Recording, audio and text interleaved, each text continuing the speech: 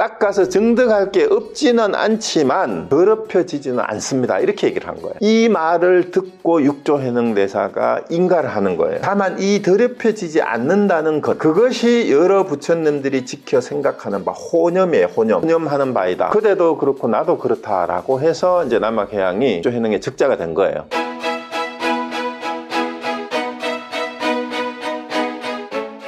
를 찾아봐도 번역을 이상하게 해놨어요. 어떤 책은 이게 파모개두잖아요. 파모개두.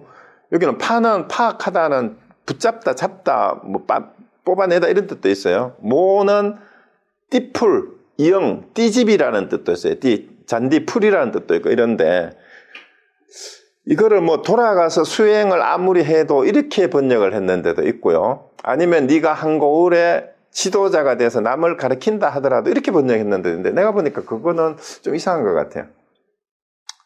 자, 띠풀, 이응을 엮은 걸 그거를 뭐라 그래요? 모사는 이게 옛날에 볏짚이나 그 억새풀을 가지고 엮어가지고 지붕을 이은 거 그거를 이제 모사라 그러거든요. 모자가 띠 모자예요. 근데 이게 풀이잖아요. 풀을 이게 엮어가지고 머리를 덮는다라는 말이 뭔 말일까요? 수행을 그렇게 하는 걸까? 초에 묻혀가지고 수행한다? 나는 그런 뜻이 아닌 것 같아요. 이게 뭐냐 하면은 우리가 머리에 띠를 이는 거는 덮는 거는 언제 그렇게 돼요? 죽어서 땅속에 묻히면 네 잔디를 위에다가 입히잖아. 그 죽어도 이 말 아닌가 싶어요. 너는 돌아가서 띠풀을 잡아서 머리를 덮더라도 이 말은 네가 죽어도 다만 한낱 지혜 정도를 이룰 뿐이다. 근데 여기는 사실은 아무 관계 없어요.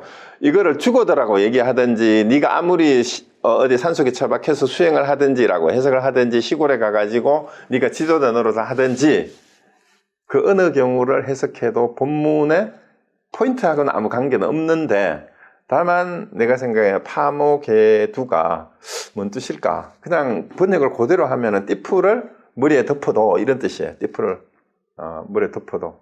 난 무덤 속에 들어가도 이렇게 해석하는 게 더 좋을 것 같은데 문학적으로 한번 상상을 해보세요.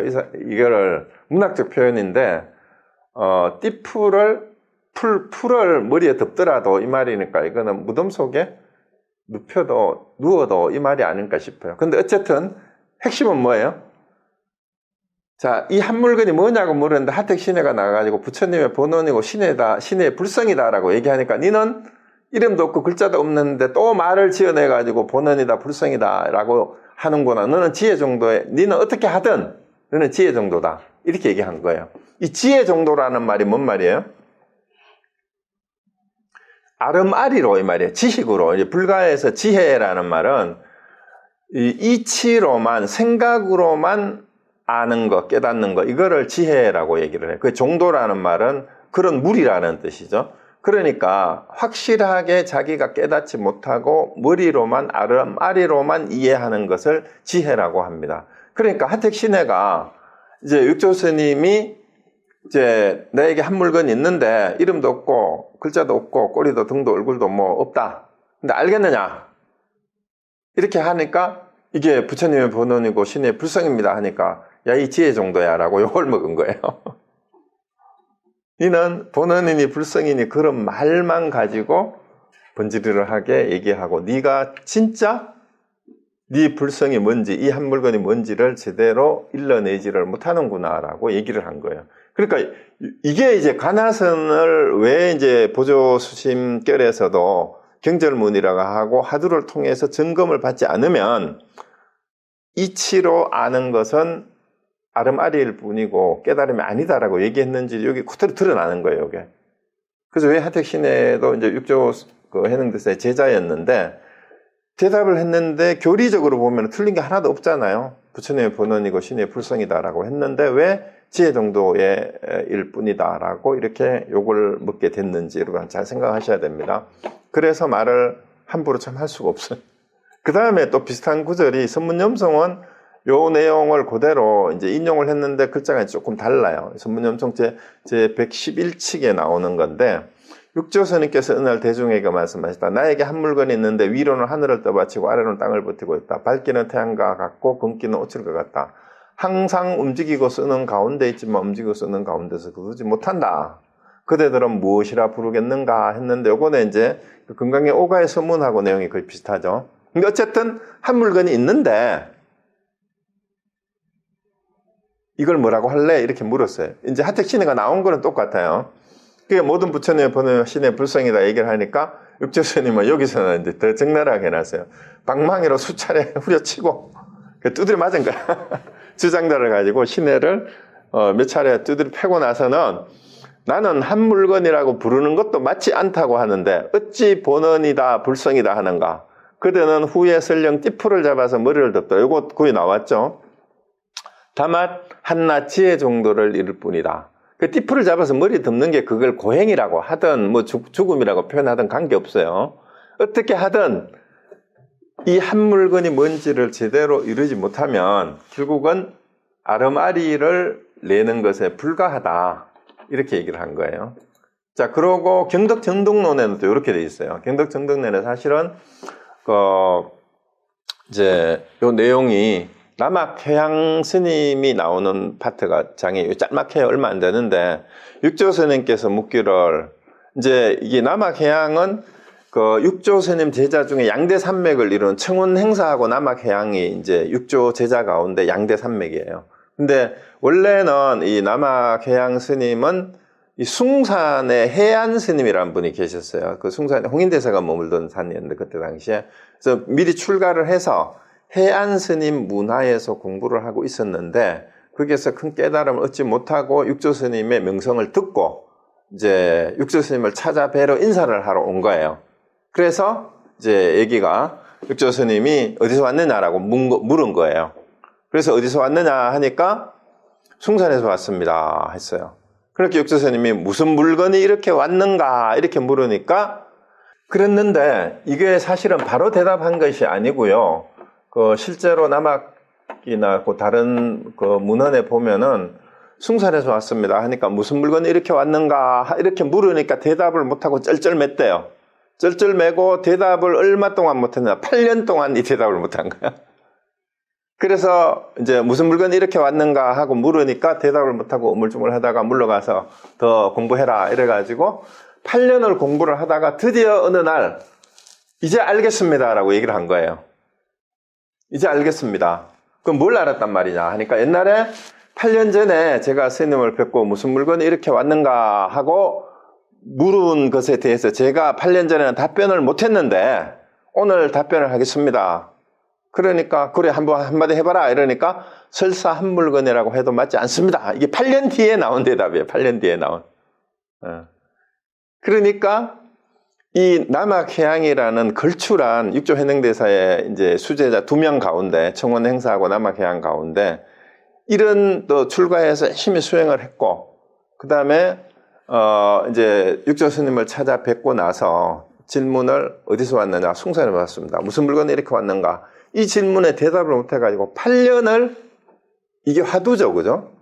무슨 물건이 이렇게 왔는가 하는 데 대해서 어떻게 대답을 해야 될지를 8년을 참고를 하다가 8년 만에 나온 대답이 설사 한 물건이라고 하여도 맞지 않습니다. 이렇게 얘기를 하니까 또 그냥 넘어가지 않죠. 뭐 제대로 알고 이렇게 대답을 하는지 이제 육조가 확인 사살을 합니다. 그래서 다시 묻기를 닦아 증득할 수가 있겠는가 이렇게 물었어요. 닦아 증득할 수. 자, 한 물건을 해도 맞지 않는다 했는데 그 물건을 그렇다면 이 말이에요. 그렇다면 여기에 원문을 한번 보세요. 황과 수중부라고 해서 황과 수중부. 부자는 뒤에 뭐 의문사 뒤에 맞자 대신에 뭐뭐 할 수 있겠느냐 이렇게 묻는 거하고 똑같아요. 아니냐. 수증 가히 수증할 수 있겠느냐 그렇다면 이 말이에요. 닦아서 증득할 수가 있겠느냐 이렇게 물으니까 이제 남학이 뭐라고 대답을 합니까? 닦고 증득할 것이 없지는 않다 이 말이야. 닦고 증득할 것 없지는 않지만 요게 이제 그 다음에 요게 수증즉 불무 이렇게 했어요. 그 원문을 한번 보세요. 그렇지만 오염죽 부득이다 이렇게 대답을 한 거예요. 그 오염은 뭐예요? 더럽혀지고 물든다라는 뜻이잖아요. 그냥 더럽혀지지는 않습니다. 이런 뜻이에요. 부득. 그러니까 오염되는 거는 허용치 않는다 이 말이에요. 닦아서 증득할 게 없지는 않지만 더럽혀지지는 않습니다. 이렇게 얘기를 한 거예요. 그러니까 이 말을 듣고 육조해능대사가 인가를 하는 거예요. 다만 이 더럽혀지지 않는다는 것, 그것이 여러 부처님들이 지켜 생각하는 바 호념이에요. 호념하는 바이다. 그대도 그렇고 나도 그렇다라고 해서 이제 남학해양이 육조해능의 적자가 된 거예요. 그래서 이제 앞에서 하택신에는 한 물건이 뭐냐고 물었는데 대해서 뭐 때문에 이걸 묻고 두드리 맞기까지 했어요? 부처님의 본원님의 신의 불성입니다. 이렇게 대답하니까 너는 한낱 지혜 정도의 몸을 뿐이다 라고 했는데 한 물건이라고 해도 맞지 않습니다 라고 이제 남학은 이렇게 대답을 하고, 자 그렇다면 한 물건이라고 해도 맞지 않다라는 얘기는 위에서 얘기했잖아요. 육조해능대사가 한 물건이라고 하는 이것도 이름이나 글자가 없다 이 말이에요. 그러니까 한 물건이라고 하는 것도 말을 하면 돼요 안 돼요? 한 물건이라고 하는 것도 말이잖아. 이름이잖아. 그럼 그 말조차도 할 수가 없는 겁니다. 이렇게 얘기를 한 거예요. 그러니까 한 물건이라 해도 틀렸다 이 말이죠. 한 물건을 해도 안 됩니다. 이렇게 얘기한 거예요. 한 물건을 해도 맞지 않습니다. 이렇게 얘기하니까, 그렇다면 그 한 물건이 있는데 그 한 물건이라고 하는 말이 아닌 건데 그럼 그거를 닦아서 증득할 수 있겠느냐 이렇게 하니까 닦아 증득할 것이 없지는 않다 이 말이야. 뭔가 하긴 할 거는 있긴 있다 이 말이거든요 이게. 그렇지만 이것은 어디에도 물들지 않는다라는 얘기는 여기 더럽혀지지 않는다는 게 뭐에 더럽혀지지 않는다는 거예요? 지금까지 이렇게 쭉 앞에서 두세 개 봤던 것 중에 예를 든다면 뭐에 더럽혀지지 않는다는 말입니까?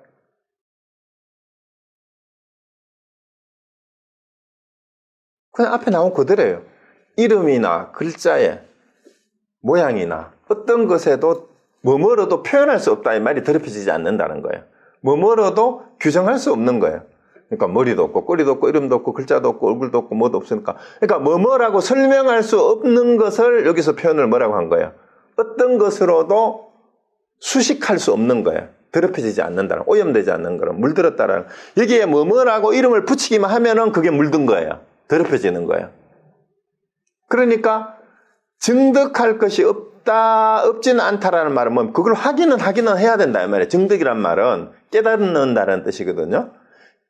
근데 뭔가 그 확인할 것이 없는 건 아닌데 그렇다고 해도 어떤 걸로 표현해도 그게 덧칠이 될 수 있는 그런 건 아니다 이 말이에요.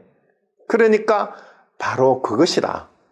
이 더럽혀지지 않는다는 그것, 그죠? 오염부득, 지차 불오염이라고 했어요. 이 오염되지 않는다는 이것이야말로 모든 부처님들이 지키고 늘 생각하는 바, 너도 그렇고 나도 그렇다, 그게 다라고 이겁니다. 그럼 그게 뭘까? 이제 그게 뭘까? 그래서 여기서 다시 이제 그 본문으로 다시 가봐야 돼요. 이제 수신결에서 아니 도대체 불성이 이 몸 안에 있다고 하는데 왜 나는 못 봅니까? 이렇게 물었잖아요. 그러니까 네가 네 안에 있는데 24시간 네가 배고프고 목마르고 춥고 덥고 썩내고 기뻐하고 그렇게 아는 그거, 그렇게 하는 그놈, 그것이 무슨 물건이냐? 이렇게 한마디 일러봐라 했는데, 이제 예를 들어서 앞에 육조현행대사의 제자들도 이런 식으로 얘기를 해서, 이제 하택신에는 시큰 집 터지고 지혜 정도라고 욕만 먹고, 그런데 남학해양은 이렇게 얘기해가지고 육조가 인가를 하게 된 계기가 되는 거예요. 자, 그러면 이걸 염두에 두고 여러분이 이것이 무슨 물건인가 하는 것을 한번 알아봅시다. 그러면은 여기에는 요거는 이제 다시 수신걸 본문이에요. 수신걸 본문인데 이것이 무슨 물건인가 하고 바로 이제 여기로 이어지는 거예요. 여기에서 성내거나 기뻐하는데 필경, 이것이 무슨 물건인가 하니까 이제 이 몸은 우리 몸 속에 이제 배고프면 배고픈 줄 알고 목마르면 목마른 줄 아는 그것이 있는데 우리 몸은 지수화풍으로 물질적인 어떤 이거는 구성 뭐 요소라고 그래. 요소라고 하면 또 오해의 소지가 있어요. 하여튼 지수화풍의 4가지가 인연이 돼가지고 이루어졌는데 그 바탕이 무디고 정이 없건을 어찌 보고 듣고 깨닫고 알 수 있겠는가라고 얘기를 했는데요. 4대는 4대 자체는 인식작용을 하지를 않아요. 지수화풍은 우리 몸을 이루는 성분이기는 하지만 이 성분이 보고 듣고 깨닫고 아는 건 아니다 이 말입니다. 이 성분이 있다고 해서. 그러면은 이 4가지 인연이 되어가지고 이루어진 몸 안에 보고 듣고 깨닫고 알 수 있는 그것이에요. 알 수 있는 아는 그것. 그래서 보고 듣고 깨닫고 알 수 있는 것이 반드시 그대의 불성이다. 그래서 지수화풍으로 이루어진 몸 안에서 내 몸이 배고프고 목마르고 춥고 덥고 화내고 기뻐하는 것을 아는 그것이 바로 불성이다. 여기는 설명을 이렇게 하죠.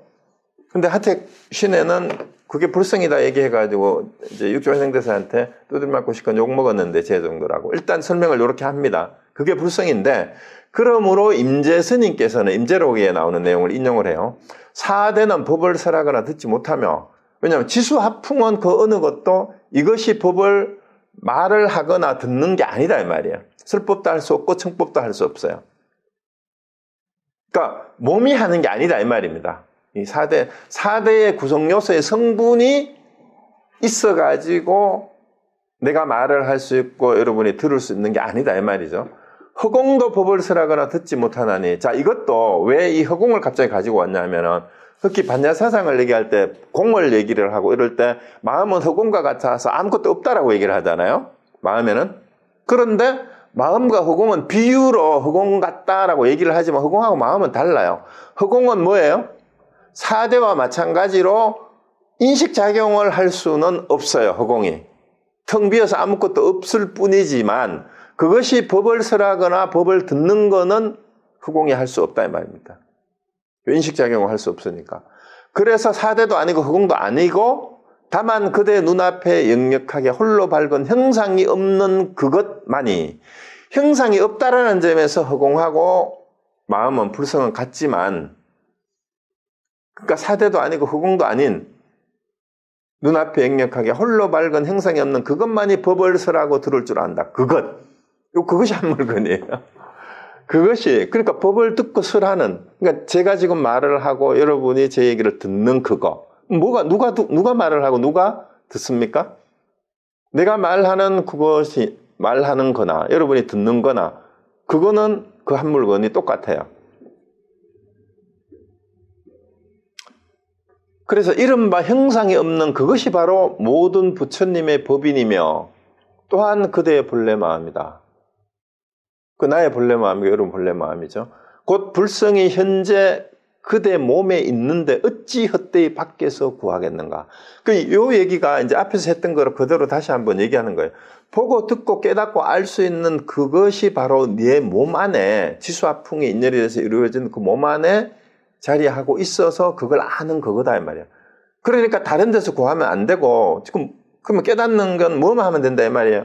참선을 한다, 뭐 사경을 한다, 뭐 장자불안을 한다, 뭐 독경을 한다 이런 거 다 쓸데없단 말이에요. 뭐만 알면 돼요? 지금 현재 바로 지금 이 자리에서 뭐 하는 거? 저는 말하는 놈 누군지를 알고 여러분 듣는 게 누군지 알면 되고 컴퓨터 화면을 인지하는 줌 미팅을 하고 있다는 걸 아는 그 놈. 그거 외에는 따로 깨달을 게 없어요. 항상 지금 여기에 그러니까 상제 동명중을 해요. 지금 내가 쓰고 있잖아 그거를. 여러분 필기를 하는 사람은 지금 필기를 하고 있고 듣고 있는 사람은 그냥 듣고 있고 그거만 알면은 따로 참선을 하고 경전을 읽고 뭐 무슨 자선을 해야 되고 무슨 방편이 뭐 어쩌고저쩌고 돈원이 점순이 이따위 소리도 다 전부 다 말일 뿐이에요. 돈어도 필요 없고 점수도 필요 없어요. 다만 현재 지금 이 마음이 작용하고 있다라는 것만 알면 곧 불성이 현재 그대의 몸에 이렇게 지금 여러분 몸을 움직이고 있잖아. 몸을 움직이고 있는 그 주인공. 그걸 어찌 다른 데서 경전에서 찾았고 참선하는 데서 찾고 뭐 하는 데서 찾느냐 이 말입니다. 장자부로 하는 데서 찾고 하루 한 끼만 먹는 데서 그런 거하고는 아무 관계 없다 이 말입니다. 아무리 그런 걸 잘 해도 그거는 외도다. 견성하지 못하고 외도다라는 얘기가 혈맹론에도 나왔잖아요.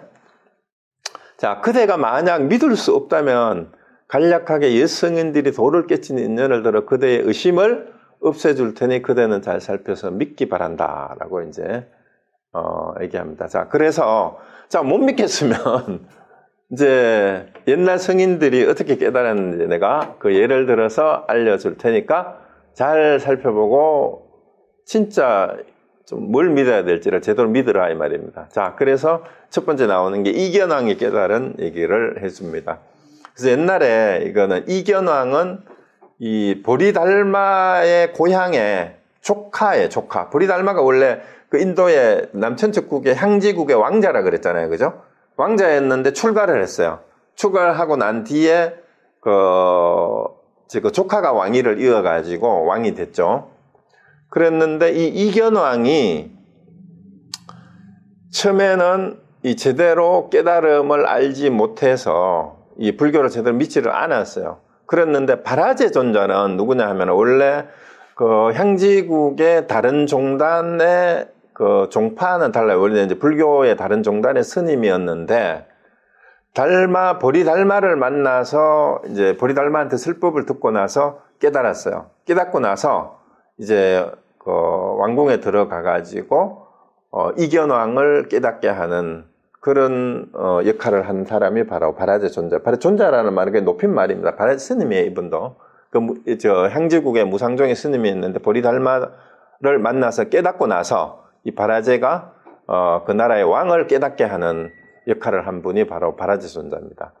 그러니까 이제 바라제 존자가 보리달마한테 깨달음을 얻어서 깨달은 사람이라고 이제 소문이 나니까 이견왕이 바라제 존자를 초청을 해서 왕궁에서 질문을 하는 겁니다. 근데 이견왕도 대단해요.